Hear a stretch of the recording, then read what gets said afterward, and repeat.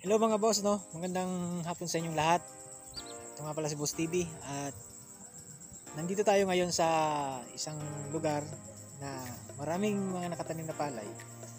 Kaya pumunta tayo sa lugar na to para alamin natin kung paano yung proseso nila ng pagtatanim ng palay at kung ilang araw nila itanim yung punla na kanilang ginawa. So, kung bago ka lang sa channel na ito at napadaan ka lang, huwag mong kalimutang mag-like, share, and subscribe. At pakiclick mo na rin ang notification bell para lagi kang updated sa mga videos na aking pang-i-upload. So, salamat mga boss. Paano yung pamumuhay nila dito sa araw-araw na bukid? Paano ka sa isang araw? Yung mga patubig nila dito. Ayan.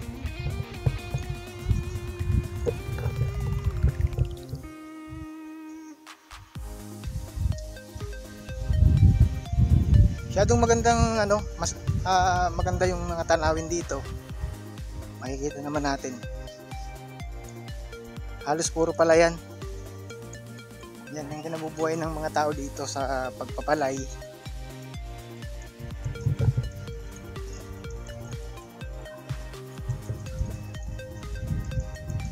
Halos dito sila kumukuha ng kinabubuhay nila sa araw-araw. Halos nasanay na rin naman sila dito na trabaho. Kaya nga lang na sila halos lari malapit sa mga napakamahal ng mga kasi halos na pesos lang sa kilo. No? 50 na no? 60. Kahirap yung buhay dito mga boss.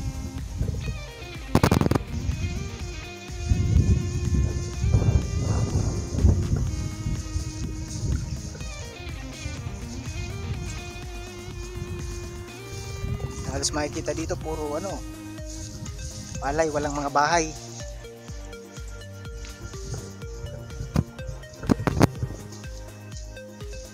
Sukal lang ng ilapid.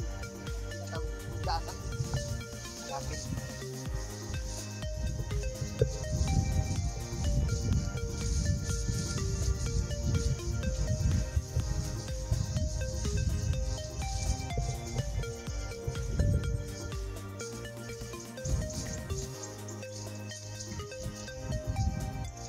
Malayo pa no? Saan? Ayun. Yun yung pupuntahan namin.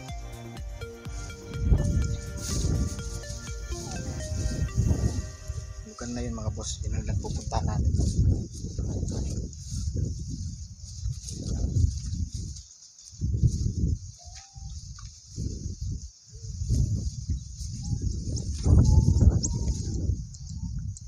O ito ngayon yung tatanimang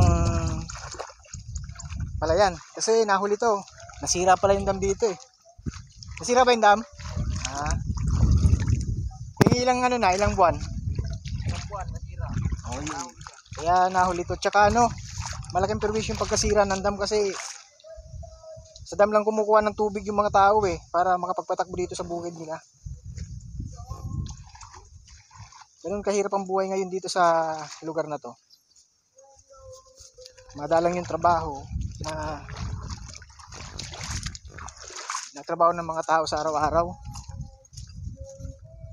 Nasira yung dam ng bagyo. Bagyo ba yon? Bagyo no? Oh, bagyo.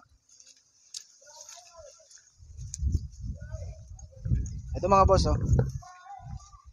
ganyan ang pamumuhay dito sa sa bukid. Wow, ang gandang ito yung natawag na dampa, bahay. Yung dampa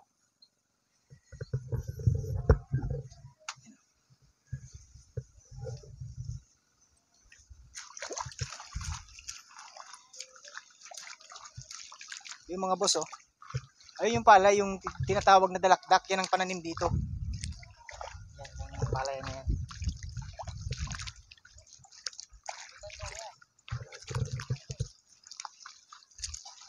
Ilang araw to bago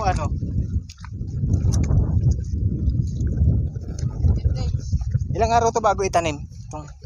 15 days. Tingnan natin mga boss, yung ano yung gaano kahaba yung mga palay para bago itanim.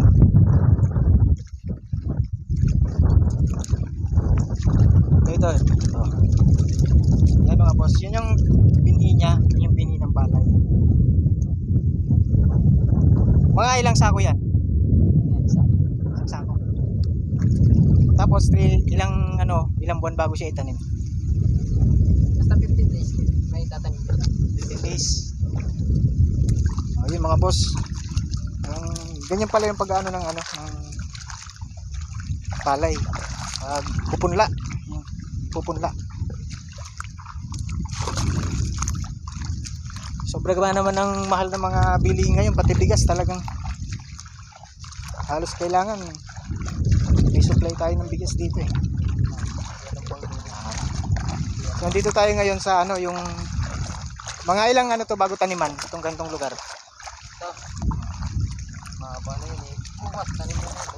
Pwede na bukas. Ilang araw na yung nakababad sa Pampit.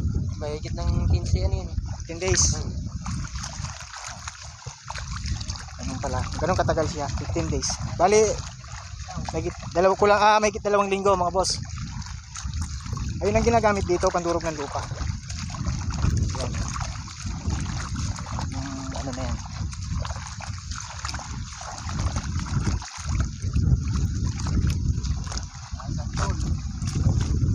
Oh, daming santol ah. May mga ano dito, mga boss oh. Daming prutas. Ayun oh. May santol. May buko. May mga sagingan po, may puso. Ayun oh.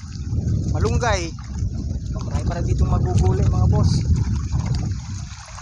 Yung mga kasarapan dito sa probinsya. Hindi ka na masyadong gagastos. Tanim ka lang, buhay ka. Ang sa probinsya. Ito boss, yung tinatawag na panglinaw yan. Makina. Ang tinatawag na panglinaw.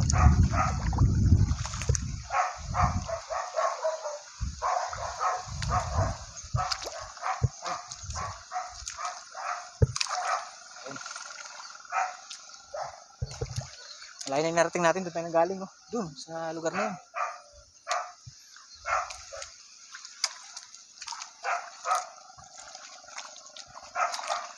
Ayan, dito yung patubig. Patubig uli ito. Ayan, galing doon. Sinusuplayan niya yan. Yan yung lugar na yan.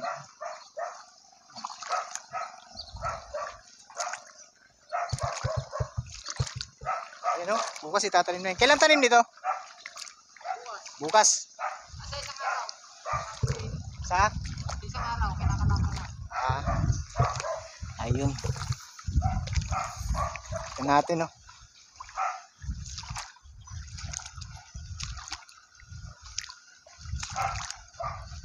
Dito masarap talagang tumira dito, kaya lang yung problema nga dito yung minsan yung palay hindi naman natin masasabi na agad-agad natin aanin kasi matagal pa, maghihintay pa siguro ng mga 3 buwan bago mag-anin ng palay.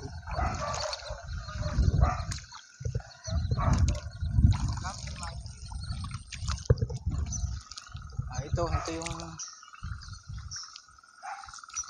yung mga tatanim bukas. Ganyan ang ng pagtatanim. Nakalatag na siya.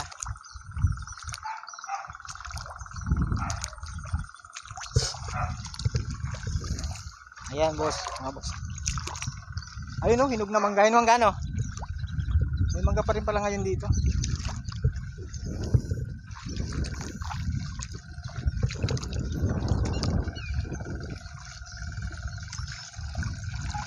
Yan, gagaya din yan nung dinaanan natin doon na Dito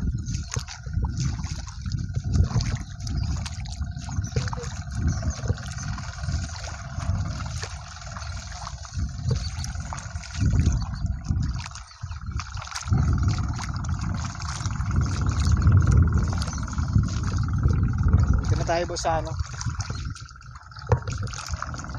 sa lugar ng may nagtatrabaho na nagmamakina. Nakikita naman yun sa Ayan, tatanong na yung sa isang araw. ito. Kinakalat na. Tatanong to sa isang araw kasi nakakalat na siya. Yan, ganyan yung mga boss yung pag-aano niyang tali eh. Anong tawag yan? Balakdak? Oo. Dapo. Dapog? O, dapog. Yung mga nagtatrabaho. Sisipag ng mga nagtatrabaho dito. Ayun o. Yun.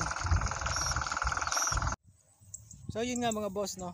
Nandito pa rin tayo sa bukid kung saan pinasyalan natin yung lugar na may nagtatrabaho, na mayroong nakalatag na mga palay na itatanim para bukas or sa isang araw.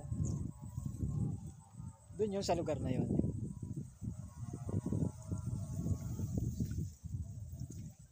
Yung ngayon, itong dinadaanan natin, mayroon na siya.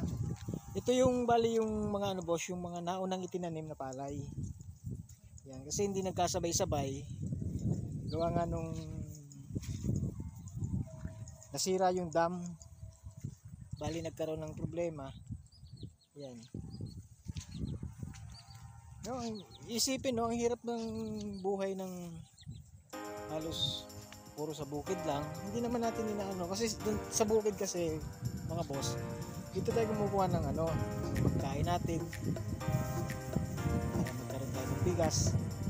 Nga lang, syempre sa sobrang mahal na ng bigas ngayon, kawawa naman yung mga magsasaka natin.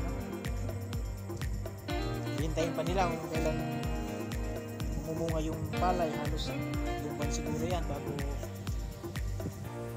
bago anihin.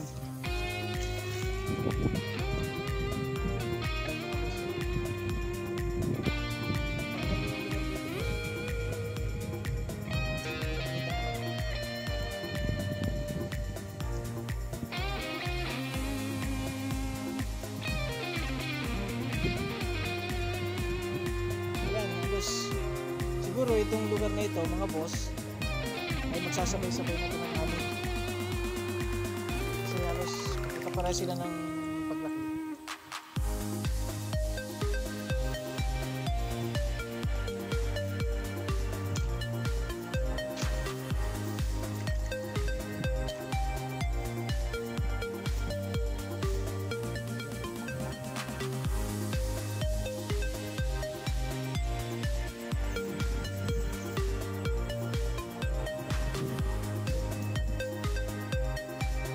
Lumalabas na.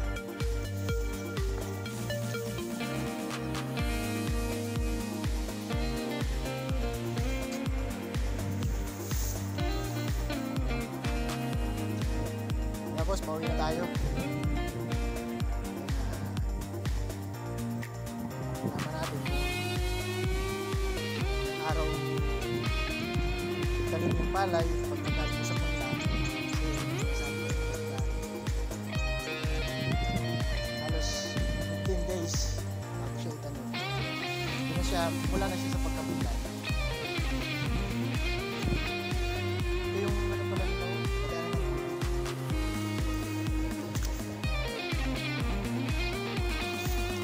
ay!